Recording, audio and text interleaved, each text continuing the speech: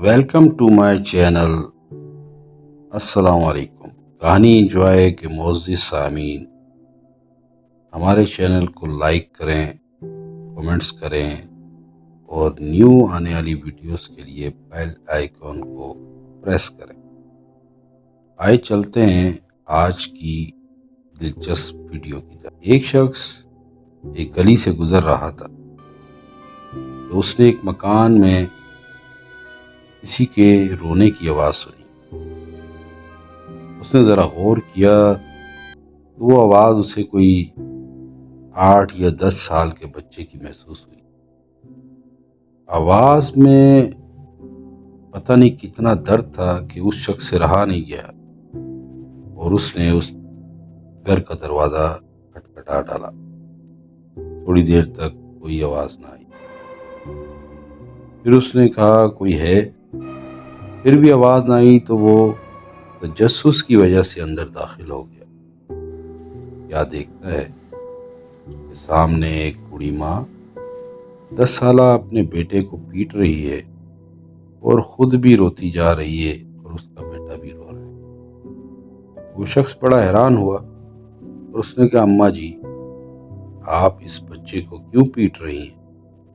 کیا ماجرا ہے؟ کیا معاملہ ہے؟ اس نے کہا بھائی جان، بات یہ ہے کہ یہ روز اسکول دیر سے جاتا ہے اور کپڑے بھی گندے کر لیتا ہے، جس کی وجہ سے مجھے اسکول سے شکایت آتی ہے۔ وہ مجھے اسکول بلاتے ہیں اور مجھے بے عزتی محسوس ہوتی ہے۔ یہ ایک یتیم بچہ ہے، اب اس کا بہن بھائی بھی کوئی نہیں، اور میں لوگوں کے گھروں میں کام کرتی ہوں۔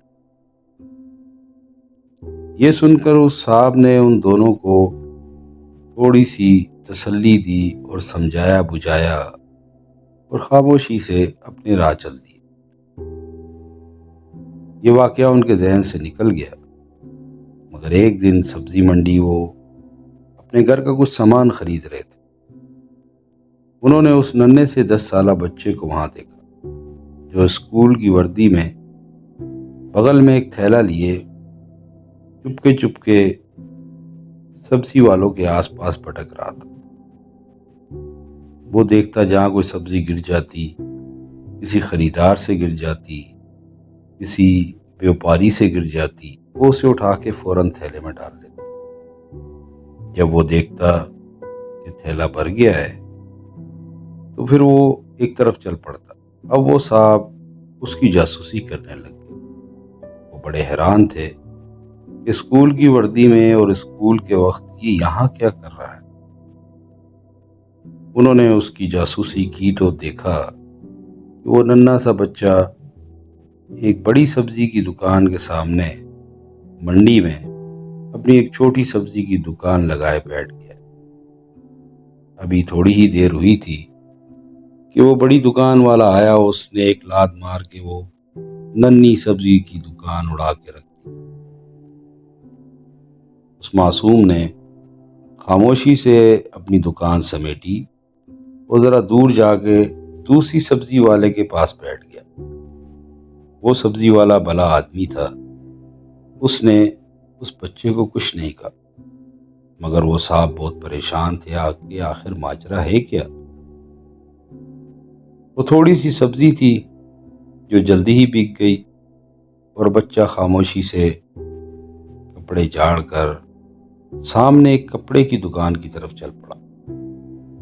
وہاں اس نے کچھ پیسے دکاندار کو دیے اور اپنا اسکول کا بستہ لیا اور اسکول کی جانب چل پڑا۔ اب یہ صاحب اس بچے کے پیچھے پیچھے خاموشی سے چل پڑے۔ بچہ سیدھا اسکول میں داخل ہوا اور اس نے اپنی معمول کے مطابق استاد کا غضبناک رویہ برداشت کیا، جس میں اسے استاد نے ٹھیک ٹھاک ڈنڈے مارے۔ اب یہ معاملہ بڑا خطرناک تھا، تو انہوں نے استاد سے کہا کہ استاد جی آپ یہ کیا کر رہے ہیں؟ تو استاد نے کہا صاحب جی آپ کو نہیں معلوم یہ بچہ روز ہمیں پریشان کرتا اور 1 گھنٹہ اسکول دیر سے آتا ہے۔ ہم نے اس کی شکایت اس کے گھر میں بھی کی۔ یہ بات سن کر اس صاحب نے استاد جی کا نمبر لیا اور انہیں کہا کہ میں آپ سے رابطہ کروں گا، تو کیا آپ میرے کہنے پہ کسی جگہ آ جائیں گے؟ استاد جی بھی سمجھے کہ کوئی معاملہ ہے، انہوں نے حامی بھر لی۔ دوسری صبح بچہ پھر منڈی میں تھا، مگر وہ صاحب منڈی جانے سے پہلے اس کی ماں کو بھی کہہ گئے کہ آپ بھی سبزی منڈی آ جانا۔ یہ سبزی منڈی ان کے گھر کے قریب ہی تھی اور اسکول اور اس صاحب کا گھر بھی منڈی کے آس پاس ہی تھا۔ انہوں نے انہیں خاموشی سے ایک کونے میں کھڑا کر دیا اور استاد جی کو فون کر دیا۔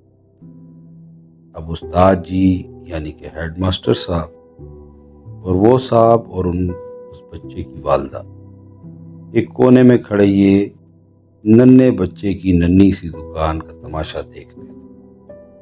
یہ دیکھے جاتے اس کی ماں کے آنسو بہے جا رہے تھے کہ ننھی سی جان یہ کر کیا رہی ہے۔ اس کا ایک بیٹا جو یتیم بھی ہے اور اکیلا بھی ہے، دنیا کی ٹھوکروں کے آگے کس طرح وہ بچھا جا رہا ہے۔ خیر، معمول کے مطابق اس نے اپنی دکانداری بند کی اور سامنے کپڑے کی دکان پہ جا کر کچھ پیسے ادا کیے اور اپنا اسکول کا بیگ لیا اور اس صاحب نے انہیں ایک سوٹ بھی دیا۔ وہ سوٹ اس بچے نے اپنے بیگ میں رکھا اور دکاندار سے سلام لے کر اسکول چڑھ پڑا۔ اب ان صاحب نے کہا کہ استاد جی آپ فوراً اسکول پہنچے اور بچے سے وہاں ملاقات کرتے ہیں۔ بچے کے آنے سے پہلے ہی استاد صاحب کلاس میں موجود تھے اور بچہ حسب معمول اپنی مار کھانے کی کنڈیشن میں پوزیشن لے چکا تھا، مگر استاد جی کا ڈنڈا اٹھنے کے بجائے ان کا شفقت بھرا ہاتھ اس کے سر پر تھا اور ان کے بھی آنسو بہہ رہے تھے۔ یہ تینوں افراد روئے جا رہے تھے۔ ایک معصوم جان دنیا کے جمیلوں میں کس طرح الجھی ہوئی ہے۔ کچھ وقت گزرا تو ان صاحب نے ان بچے سے پوچھا بیٹا آپ یہ سب کیا کر رہے ہیں؟ پھر اس نے بتایا کہ میری ماں لوگوں کے گھروں میں کام کرتی ہے، اس کے پاس پہننے کو کپڑے نہیں ہیں، میرے پاس کوئی ذریعہ معاش نہیں ہے، میں چھوٹا ہوں، مجھے کوئی کام بھی نہیں دیتا اور میری ماں کہتی ہے تو نے پڑھنا ہے۔ پھر میں نے یہ راستہ چنا۔ کئی دنوں کی محنت کے بعد میں نے قسطوں میں اپنی ماں کا سوٹ خریدا۔ میرے بیگ میں یہ وہی سوٹ ہے۔ تو اس کے اوپر استاد جی یعنی ماسٹر صاحب بہت آبدیدہ ہو گئے اور وہ شخص بھی، اور اس کی ماں کو تو کوئی حال ہی نہ تھا۔ وہ جانتی تھی اس کے جگر کا ٹکڑا اس کی خواہش یا اس کی ضرورت پوری کرنے کے لیے اپنی ننھی سی جان کو اس قدر مشکلات میں ڈال رہا ہے۔ آخر پھر اس صاحب نے پوچھا کہ اب اس سوٹ کا کیا کرو گے؟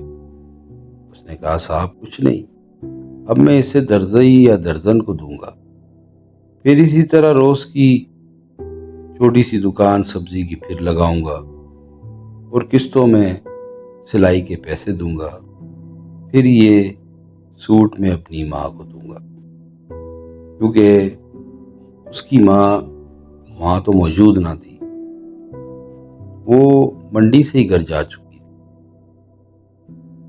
استاد جی اور وہ صاحب بچے کو لے کر اس کی ماں کے پاس گئے۔ سارا ماجرا بتایا تو اس کی ماں بہت زیادہ غمگین ہو گئی،